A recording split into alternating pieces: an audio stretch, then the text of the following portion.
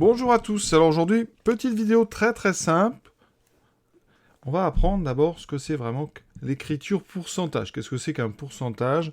Voilà, avec deux types d'exercices. D'abord, on va passer d'une écriture pourcentage à une écriture d'un nombre, voilà, décimal. Et ensuite, dans l'autre sens, nombre décimal ou fraction, et on va passer sous forme d'un pourcentage. Donc je rappelle rapidement avant ce que c'est vraiment, quand on vous dit 20%, qu'est-ce que ça signifie? 20%, donc on écrit 20 avec un symbole ici, pourcent, ça signifie tout simplement que 20%, eh bien, c'est le nombre 20 sur 100. Voilà. Après, ça sert à calculer les proportions, en tout cas à les exprimer plutôt. Mais ce n'est que ça, le pourcentage. C'est juste une autre façon d'écrire les nombres. Ça n'est pas une unité, ça n'est pas quelque chose de compliqué. C'est une façon d'écrire les nombres. Donc si on vous dit 32%, ça signifie que votre nombre vaut 32 sur 100. Il existe d'ailleurs des pour 1000. Si vous avez 30 avec ce symbole à côté, on a 2 zéros ici, ça veut dire 30 sur 1000. Pas plus compliqué que ça, ce ne sont juste que des écritures qui permettent de visualiser des proportions de façon très intuitive. Alors après, on peut faire le passage dans l'autre sens. Si vous prenez un nombre, 0,64, vous pouvez l'écrire sous forme de pourcentage, et on va donc multiplier ce nombre par 100, donc on fait 0,64 fois 100, et on rajoute ce symbole pour 100. Et donc ça nous donnera 0,64 fois 100, ça, on décale la virgule de 2 vers la droite, donc 64 pour 100. Voilà, ça fait 0,64, et bien ça vaut 64%. Vous voyez que pour passer de l'un à l'autre, c'est très simple, j'en refais un autre, 0,172, et bien vous faites 0,72 fois 100, donc on décale la virgule de 2, ça va me donner 17,2, et on met le symbole pour 100, qui veut dire qu'on va diviser finalement le nombre par 100.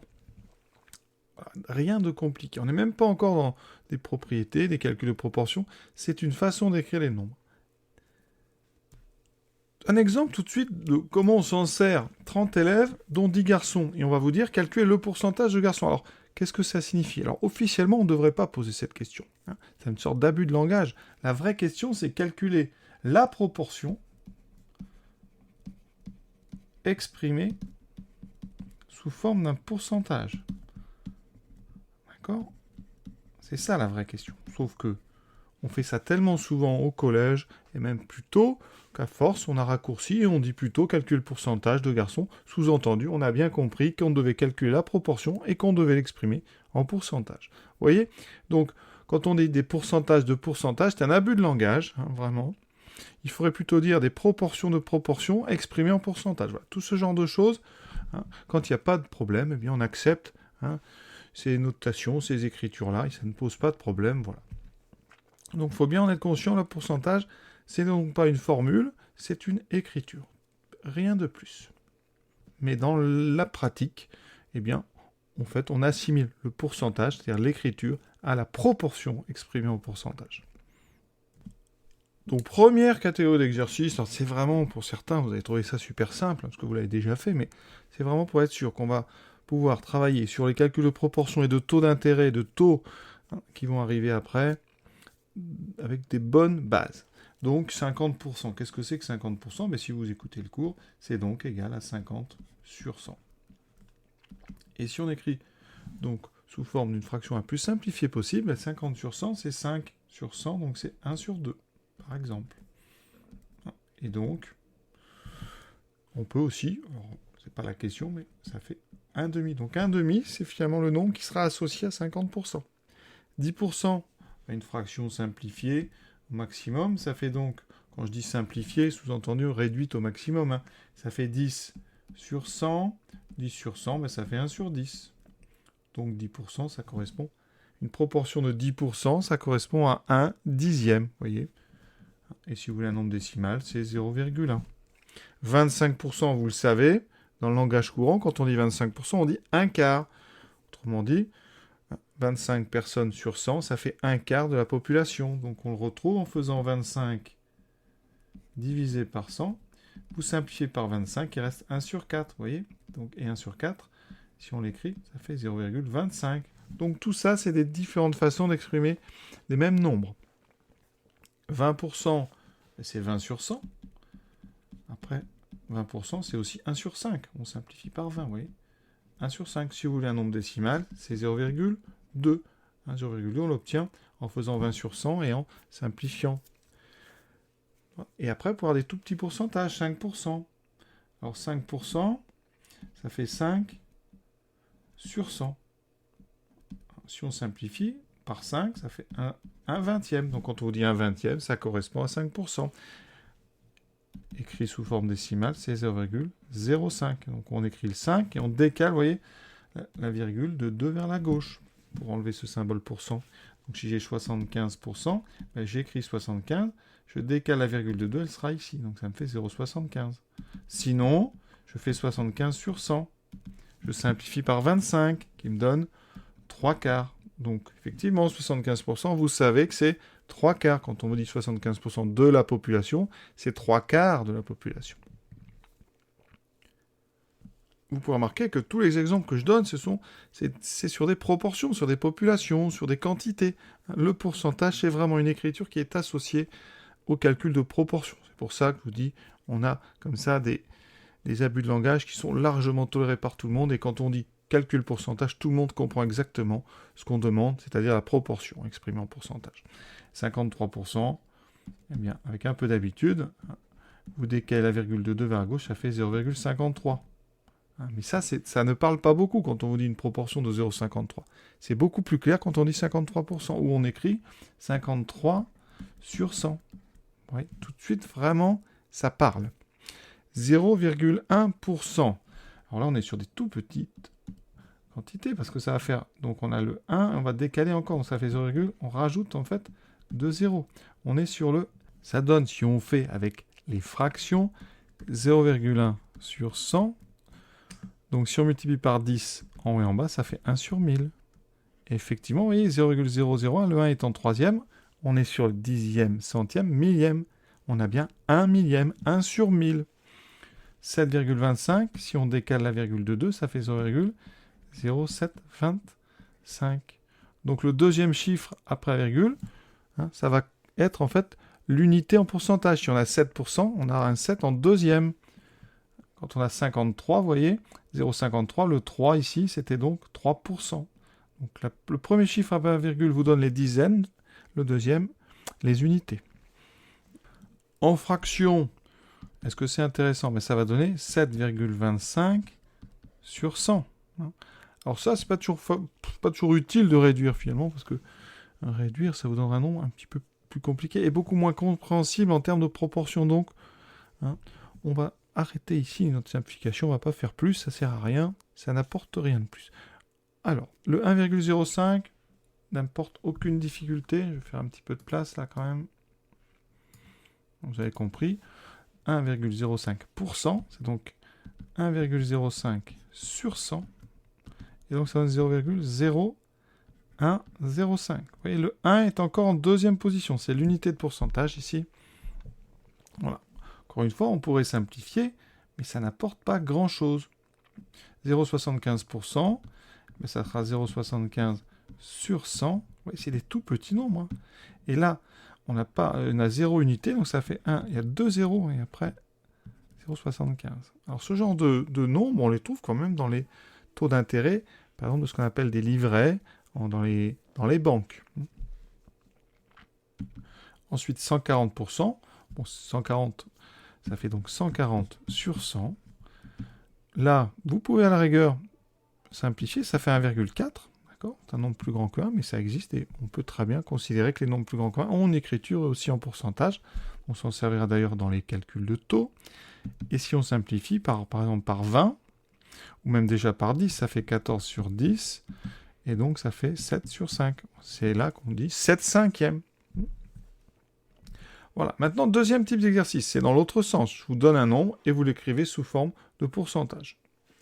On a deux catégories ici. Donc à gauche, les décimaux, à droite, les fractions. À chaque fois, qu'est-ce qu'on va faire? On va multiplier le nombre par 100 et on rajoutera le symbole %. Alors pour multiplier par 100 un nombre décimal, c'est simple. On a donc on a 0,5 et on va décaler la virgule de 2 cases. Donc ici, 1 et 2. Donc vous aurez ici 50. D'accord? Donc il faut être capable par contre de faire ça de tête. Donc 0,5 fois 100, ça fait donc 50. Et on met 50, évidemment, pour 100. Ça veut dire que on a 50 sur 100. 0,6, ben, vous avez compris. Alors, pour vous aider, vous pouvez faire 0 et vous rajoutez ici ce deuxième nombre après qui est important parce que ça donne l'unité de pourcentage. Vous voyez, tout à l'heure, j'aurais pu écrire 0,50, sachant que ça me fait en fait 50. Donc 0,60, ça fait 60 centièmes, donc 60%. 0,76, c'est 76 centièmes, donc c'est 76%.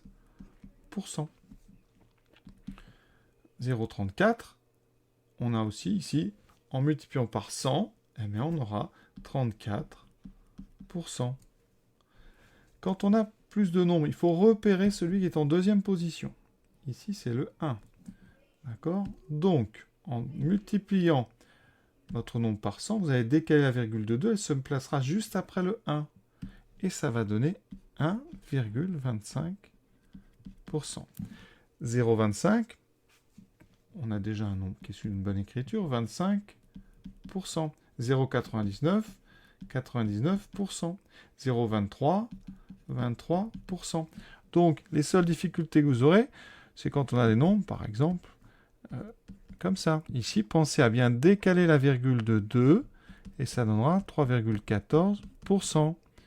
Si votre nombre est encore plus loin, eh bien, il faut bien ne pas se tromper. Vous voyez qu'on a l'unité va être ici, donc on a 0,017%.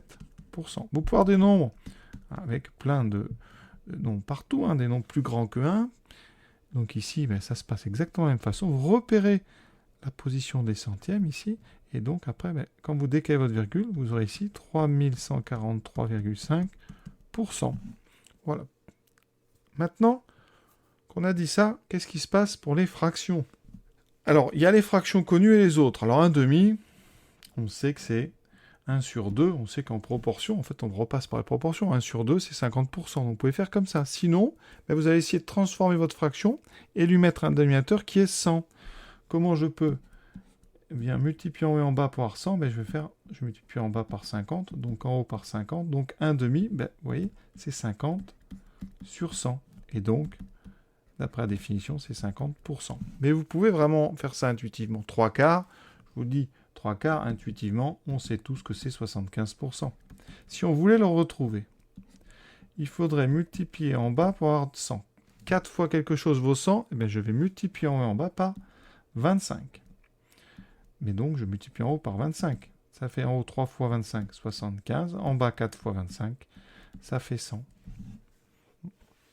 Alors c'est très pratique cette méthode quand on a au dénominateur des nombres qui permettent par une simple multiplication d'obtenir 100. 9 sur 20, 100 machines, eh bien, vous remarquez que 20 fois 5, ça fait 100. Donc si je multiplie en haut et en bas par 5, j'obtiens 45 sur 100. Donc ce nombre, sans calculatrice, vous voyez, c'est 45%. Alors ça n'est pas toujours faisable.